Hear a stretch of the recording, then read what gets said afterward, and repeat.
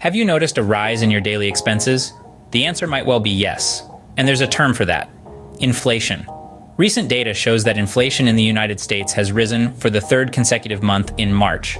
The overall prices increased by a substantial 3.5% from a year earlier, driven primarily by rising costs of rent and gasoline. This is not just about the energy sector, though.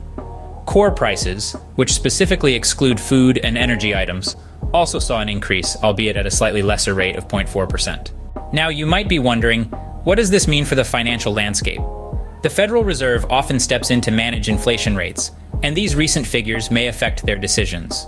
Traditionally, when inflation remains above the targeted 2%, there's a delay in interest rate cuts. The expectation currently is of a gradual moderation by the end of the year.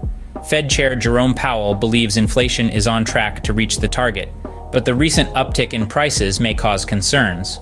The effect of this can already be seen in the stock market, where prices weakened in response to the higher inflation rate. Interestingly, the issue of inflation is becoming significant in the presidential election. The reasons behind the inflation are worth noting. The war between Russia and Ukraine has led to a rise in gasoline prices. Housing costs and gas accounted for more than half of the monthly price increase. There are also other sectors affected. Services like medical care and car repairs have seen price increases, while some goods prices have dropped. Grocery prices, however, remained unchanged, providing consumers with some relief from pandemic-induced price hikes.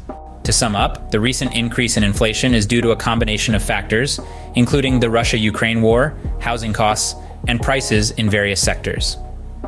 This rise is affecting the stock market, political landscape, and consumer spending.